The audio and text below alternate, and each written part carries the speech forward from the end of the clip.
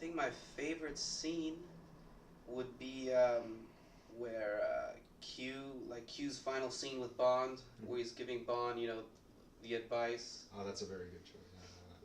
Always have an escape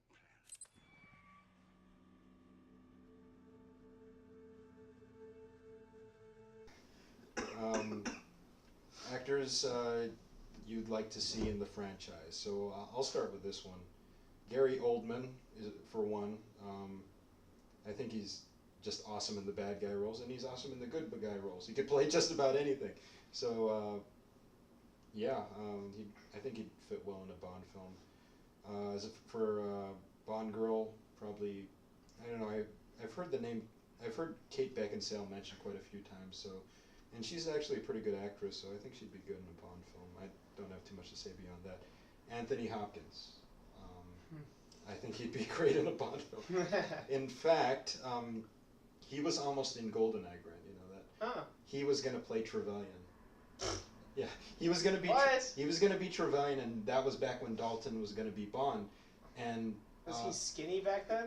Well, I don't. Yeah, probably. Probably. But Big but fat Trevelyan? the thing was, Dalton and Hopkins got their start in the same movie, and they became good friends after that. And then it was gonna be Dalton as Bond and Hopkins as Trevelyan in GoldenEye. And if you listen to Trevelyan's backstory, he actually says he was a Lien's Cossack, and that was way back when. The actor Sean Bean is actually too young to have been involved in something like that, but Anthony Hopkins was the right age, so they were actually writing it for an older actor. Then when Anthony Hopkins dropped out, they were going to get Alan Rickman. Then he dropped out. So yeah, definitely Anthony Hopkins. Matt, actors you'd like to see in the franchise? I want to see Stephen Fry as Q. I think this is obvious choice. Patrick Stewart as Blofeld. That'd be cool. I think it would be perfect. He'd do a great job. And I like Ian McShane. I think somehow, since he's English, he should be in there somewhere. Yeah, but he has to Emerson. he has to actually try hard, and not like in the fourth Pirates movie where he just stood around and they put a beard on him, and he's like, "I'm the meanest pirate in the world," and I was like, really? Because I don't know. He's just standing there. He seems okay. I think a reboot is always a trade-off because, on the one hand, if you have the more continuity you have behind the character, the more meaningful each of their actions is. You have a lot of context to it, but at the same time, continuity can be sort of fence off all the decisions that have already been made about a character. There's the amount of room you have for what to do with a character that's new gets smaller and smaller because people have already made those decisions until you run out of new things to do with the character and it becomes stale. Do you think there's continuity in the franchise? Are there any timeline theories? And do you guys, for example, do you guys subscribe to the James Bond is a codename theory?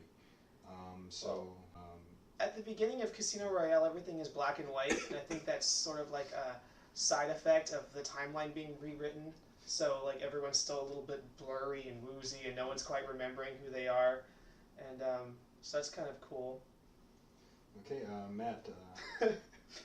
That's not what I really mean. Well, Grant, what do you think?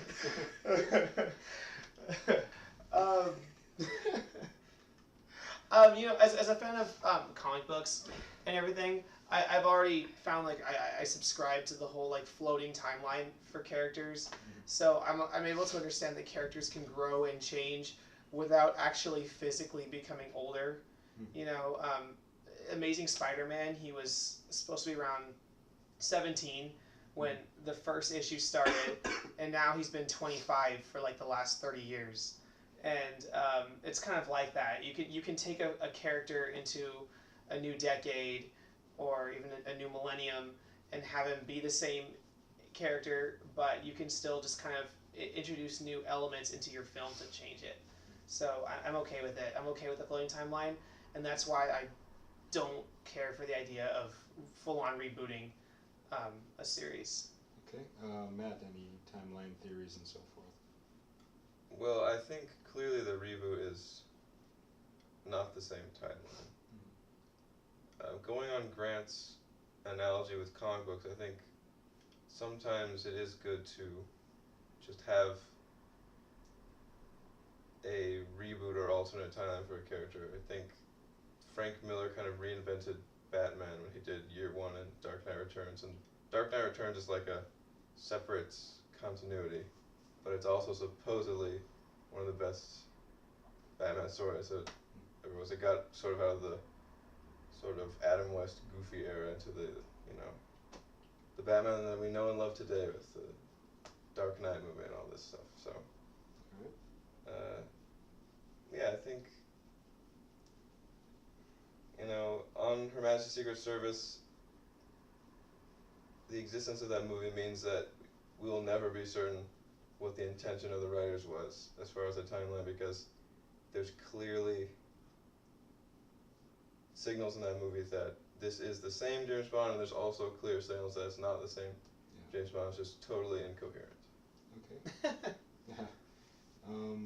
David, any timeline theories? Is there continuity, and do you subscribe to the codename theory? I kind of like the codename theory where, James, 007 is more of a code name than an actual person. And maybe even James Bond, is more of like a title than a name, which would make sense of why James Bond throws his name out, like it's nothing. It's not his real name. If it was his real name, he wouldn't be giving it out to everybody. That's for sure. It would make sense of why all the different actors, call themselves James Bond, because that's like them getting hired, as their and it makes sense that, what's her name, M, when it went from a guy to a woman, kind of makes sense, M is also just like code name. Okay. See, you like the idea of Bond as as an idea rather than as a character. Yeah. So like when I say that the character of Bond is ruined by Craig's performance, that's not really true, because there never really was a character of Bond. It's a title. It's just that a title. Several men have had. So that's why it doesn't bother you that Craig is. Well, that's different. not why it doesn't bother me, but I'm just saying, that would make sense. Yeah. I just like to point out that the codename theory is what they used in the old goofy Casino Royale movie, and Oh, yeah. that was an unmitigated disaster.